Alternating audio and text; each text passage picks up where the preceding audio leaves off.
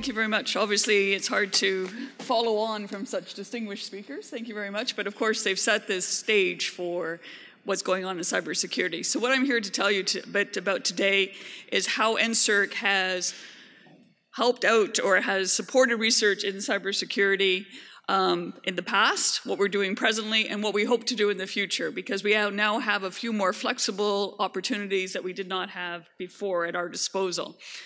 NSERC, of course, is the National Natural Science and Engineering Research Council. We have an overall budget, about $1.2 billion on an annual basis that we invest in research. We do invest it in the academic stream, but we do work very, very strongly, especially in what's called innovation on this slide, in terms of working with companies. And that has been one of our major focuses that we've had within our partnerships for a while. I'll come back to how we invest in a few minutes. In terms of funding of cybersecurity, in the last 10 years, research and partnerships funding has been about $31.4 million. It was nearly 300 grants that have been awarded across 7 programs. The programs here are listed. There is a whole laundry list of them. Some are for both the college and the university. That is one thing, if you're not aware, is that NSERC has expanded past just looking at research done within the university system. We also have another pot of funding, so we reassure the academics who are in university that we're not using their money. We got additional money from the government to actually support research and training within the college system. So we now support an academic system that's much larger than it was before. We have about 65 universities, but we have hundreds of colleges and polytechnics across the country. So we're trying to use a wider gain in terms of our academic important. And as you can see here, one of the things that we have funded through the NCE is, of course, this SERENE-RISC, which was funded at $2.8 million from 2014 to 2021. So the NCEs are a tri-agency, so we're one of the agencies that funds through the NCE, so NSERC and the natural sciences did fund through that. I won't talk in detail about these programs, first because it's kind of boring, and second because they're going away. Just to tell you a bit more about how the funding is by province. As you can see, certainly there is from that 30 million, 31.4 million, when you break it down, Ontario, it's not surprising because Ontario has most of the universities. Then you have Quebec as the next thing, population, university strengths. There's some interesting ones. British Columbia, of course, also has some very strong universities at about 4.8 million, but very little in sort of the cybersecurity across until you hit New Brunswick with that 2.2 million, sorry, not a billion. We're going to give them us our whole funding. And that's over 10 years. So it's actually relatively low. And this is one where it's funding. These are not, for the most part, I'll explain, there's some that are bottom up, but a lot of it is, there's a few targeted areas. But for the most part, we have our budget available, and we have people who apply for the funding, and then they get the funding in the area that they are most excited about. So this could increase if the demand increases in terms of what research we need to have done, or that people, the university professors and the college lecturers are interested in doing. So this shows across that period, basically the funding has ranged up as high as, you know, in the village of about 4 million, 4.5 million, down to some lower amounts. One of the things to note is actually in 2008 and 2009, up to 2010, there were 2 what we call strategic target areas. One was on safety and security, and one was on advanced communications and management of information. One of the interesting things is in that time frame of those 5 years, cybersecurity appears nowhere in the discussion of those frames of time. It talks a lot about different securities, but cybersecurity as a topic was not there. And when we've done our strategic target areas every 5 years, especially in the ICT or communication area, the words change. Cloud computing did not exist when we looked in this time frame. It didn't exist until we looked at our 2015 target area. Did we add cloud computing to it? So things change very rapidly, and that will lead to where I'm going, where we're now trying to be more agile and flexible as opposed to putting out target areas. They're there for 5 years. This is what you could apply for, and we'll move on when we get to the 5-year mark and come up with another frame. We are looking to be more agile than that. So one of the things that we do also fund is the Canada Research Chairs. And currently through NSERC, there are 8 Canada Research Chairs that are funded broadly in the areas of cybersecurity. You can see everything from the human-centered approach, user-authentic technologies, quantum information processing, etc. So these are ones, the Canada Research Chairs, of course, are allocated to universities, and the universities determine what areas they want to support.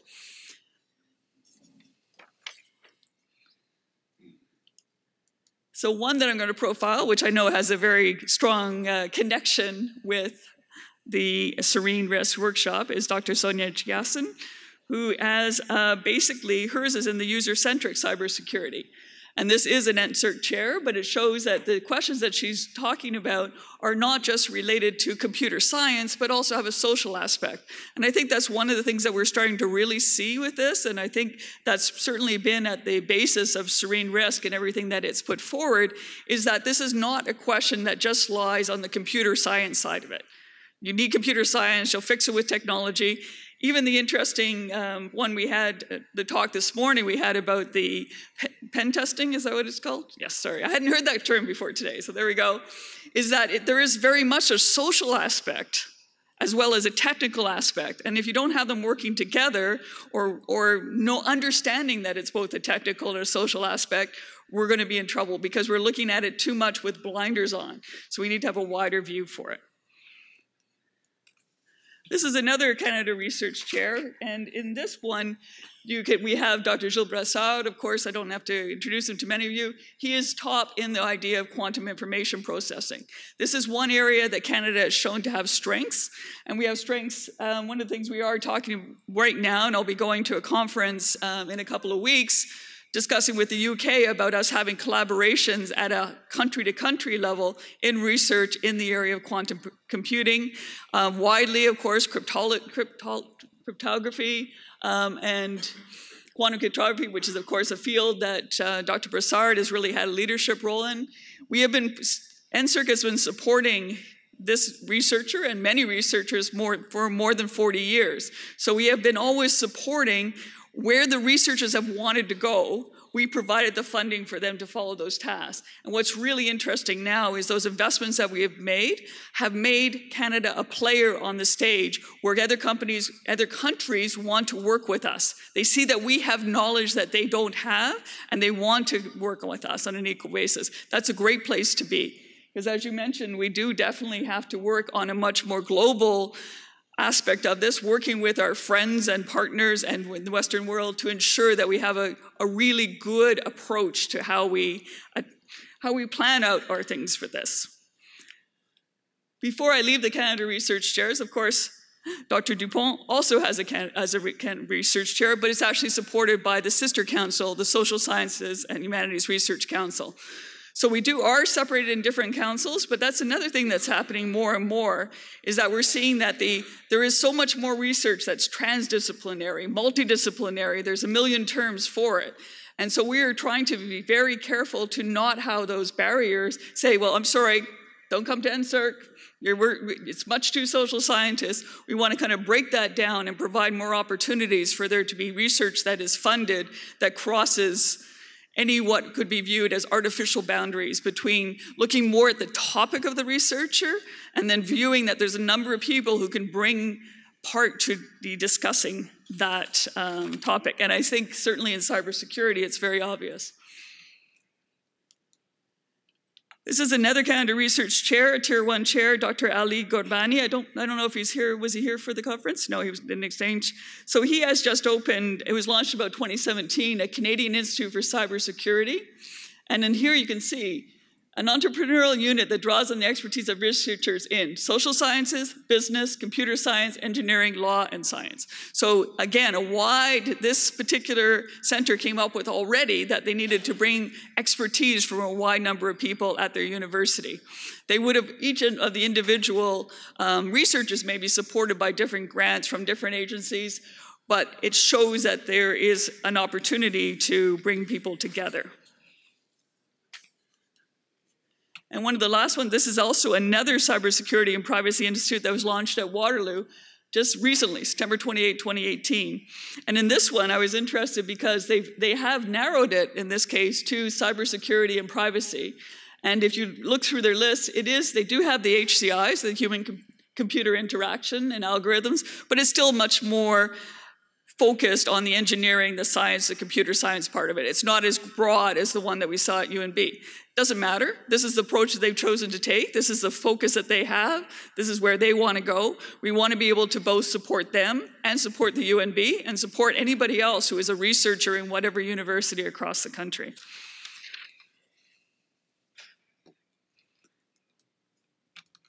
So one of the things that happened in Budget 2018, when I say Budget 2018, it's the one that we care about, which is the federal budget, the one that actually provides us our money through the Treasury Board.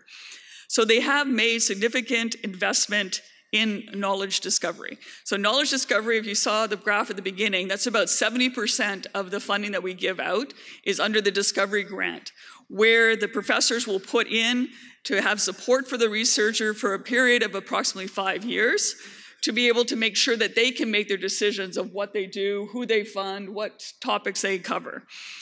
So what there was on October 9th was this $558 million research investment was announced by the Minister of Science, including $70 million in new funding from the budget 2018. So they increased the budgets of all the granting councils to allow us to do more at the fundamental level. But the federal government also committed to simplifying the landscape of federal grants that were in support of research and innovation to further accelerate the application of knowledge. What that meant for NSERC is in the budget, so in a very serious document that is there, it is obviously available, they have told us to take all of these implements that we used before, programs that we have been, some of them have been around. Industrial research chairs have been there since NSERC was started in 1978, so for 40 years. The CRD program has been around for approximately 35 years, et cetera, et cetera. So most of these partnership programs have been around for a long time. And believe me, researchers don't like change very much. They really like to be, I know what I'm applying for, I can write my grant practically in the dark, I'm good, I want to be able to follow these. But in the idea of change is also great opportunity. So we're viewing it at NSERC as a great opportunity to produce a new program, which will build on the strength of what we've learned about partnerships for this long. For example, we have focused very strongly on partnerships with industry, which we will continue to do. We have a whole variety of opportunities for industries to work with professors. That we will continue to support. However, we also had the strategic grants and networks tended to be ones that were based on government priorities. So we had basically this idea of government also working with us, but it was very narrow and defined, etc. We want to be a little bit more open and flexible to the type of partnerships that the researchers would like to undertake. So we are becoming a bit less restrictive. And of course, when you had these different programs, we had defined budgets for each program. There's this many million that's available for this year in this program, so much in that program. And so it was all divided up, and you had to apply to these different places. Now you can put together a partnership grant that you want that can have a lot of the elements of these, but could be through one application. So here are some of the features that this new program will have. A scalable program that supports the evolution of partnerships. So that was one of the things also, is every time you came to NSERC, we said, oh, who are you? Can I see your CV again? I'm not sure if you know. Let me look at it. Let me do some peer review, and I'll get back to you as well. I'll give you some money. Now we're saying, well, wait a second. If you've been here before, and you're working in a great thing, and we should look at that, what the value you brought, and that proposition, and be able to continue the funding to allow you to not lose it or not be stuck on okay, we're only funding a project for 3 years, and then that's it. And now you better come with a whole new project. We may look at whether there's projects that can evolve. So that's one aspect of it. A broader range of outputs. Again, as I said, we successfully focus very much on increasing the number of industry partners that would work with academic research. We now have over 4,000 across Canada on an annual basis who work with researchers. And we have everything from small companies, what I call almost micro companies of only a couple of people who are getting started but are growing and need the research connections to grow, up to the largest companies, IBM, any of the big companies are also working with academic research. We tried to make sure that we spent about a 10-year strategy was just working on for the companies to understand that there was value in working with universities, that this is some of the way that they could get their research done.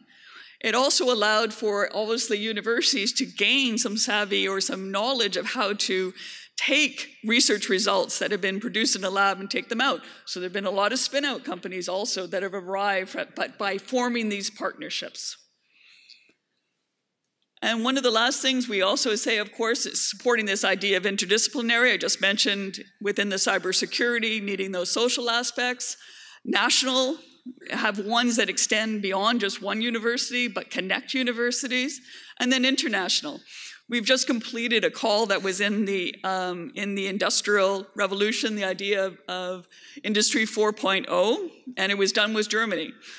A German small company would work with a Canadian small company, working with two different research institutions to try and have Industry 4.0 put into their companies. It's a way for the companies to grow and to move forward in the future. So we got really good uptake on that and are funding some very interesting projects for a period of a number of years to see how they work. But that's not the only one that we're going forward. We're continuing to work to develop what kind of national connections we'd like to make.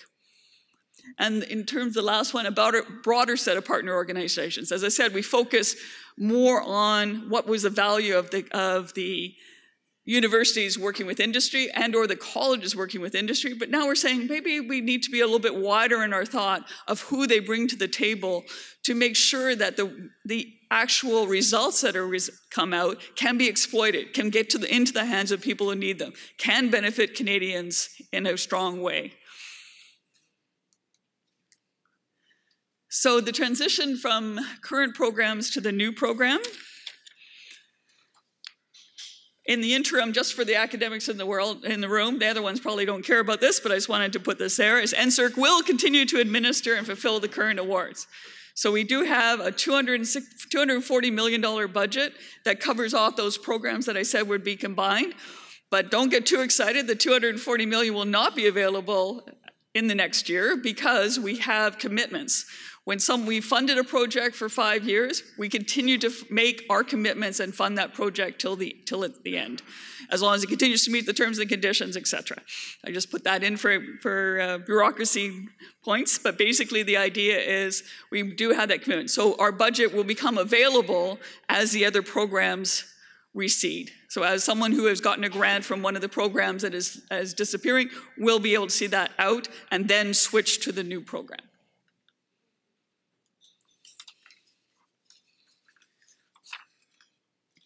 So going forward in terms of cybersecurity, so just to concentrate on that. So NSERC will continue to fund collaborative research projects through its new research partnerships program. And again, a lot of it can be bottom up. So if you have ideas of who you want to work with, if you can create those connections and we can help you create those connections, we have regional offices across the country who are there just to be able to help both for the university and for companies and to create those kind of connections. That's what we'll continue to do.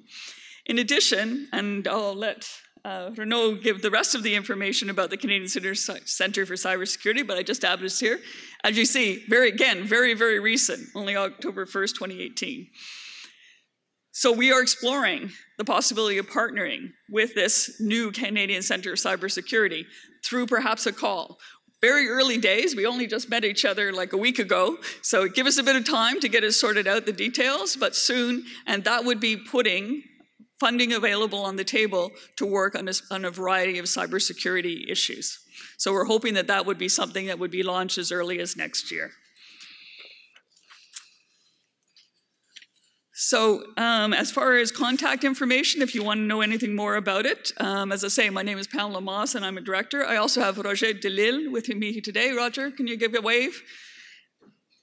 He's actually been the spy that's, the NSERC spy that's been sitting in among you, so I get really worried now. No, NSERC, Roger is here to be able to inform himself about cybersecurity and topics, etc., and to get to know the community. Because if we do a call, he'll be one of the managers who I have asked to participate within it. So that's why he's here, is to be able to get to know you and also get to know the area of cybersecurity. But you can reach him also. We give his email address also there.